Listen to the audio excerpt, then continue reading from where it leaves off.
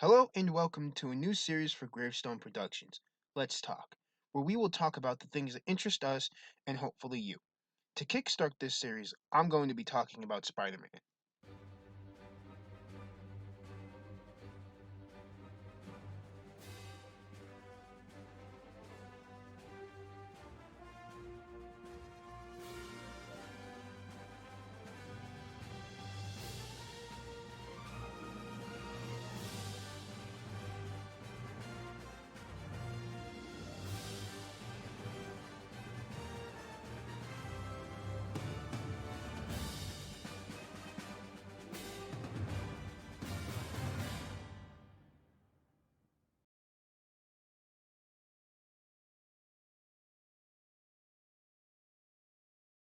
What can be said about Spider Man that hasn't been said 1,000 times before?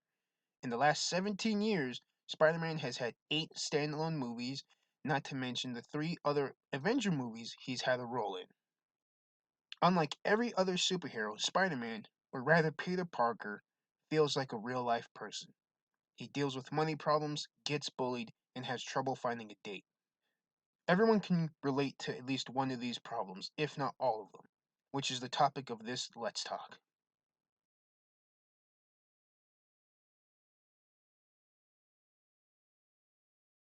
About a month ago, news of Tom Holland's Spider Man no longer being a part of the MCU was released, and the internet was appalled by this news.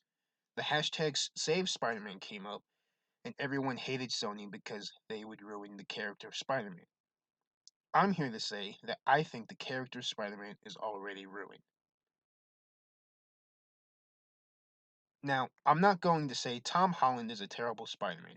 I personally love the heart he brings to the role and how he obviously loves the character. I'm glad that Tom Holland is the current Spider Man, but this version of Spider Man isn't really Spider Man.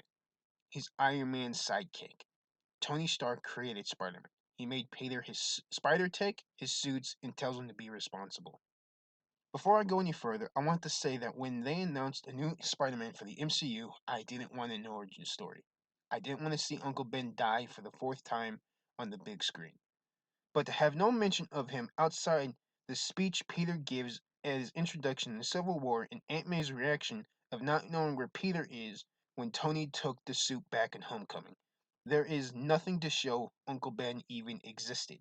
Marvel has turned Tony Stark into Peter's new uncle, and it's just weird. Tony Stark is not the person you want to be giving advice on how to be a good human being. Tony's ego is bigger than the planet named Ego.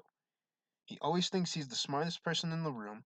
He essentially gets paid to clean up New York after he and the other Avengers level the city. Tony isn't completely terrible. He tries to make up for his mistakes, and when he finds out his weapons are being sold to terrorists, he goes halfway around the world to destroy those weapons. He does what he can to limit the amount of civilian casualties in Age of Ultron.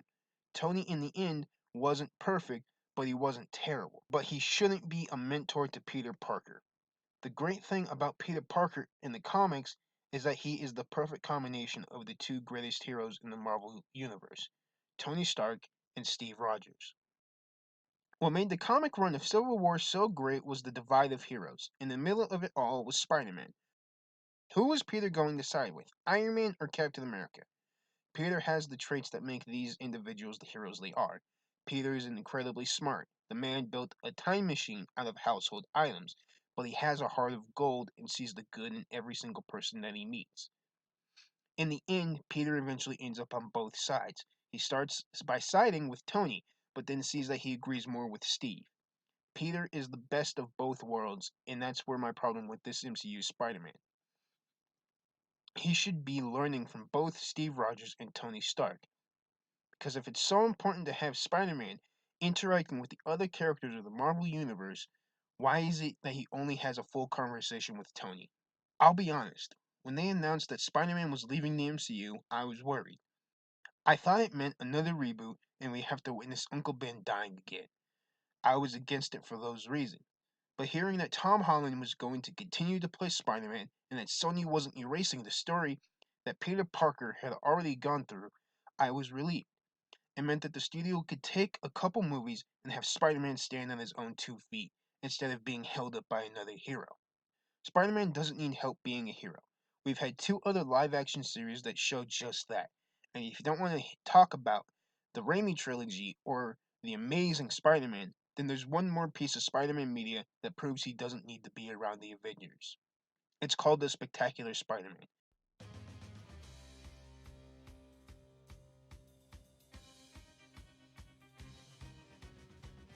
It's an animated kids show that shows Peter dealing with the responsibility of being Spider-Man, disappointing Aunt May, and having to make the choice between using his money to either help Aunt May pay the bills or buy a new camera. We don't get an origin story, we don't see Uncle Ben die, we see him struggle. And that's what the MCU Spider-Man is missing right now. I love everything Spider-Man. I've seen every Spider-Man movie in theaters. I've watched the original trilogy enough times to know almost every line, how it's said, and who says it. I hope Tom Holland continues to succeed as an actor and as Spider Man, because I see how much the character means to him and how much he loves Spider Man.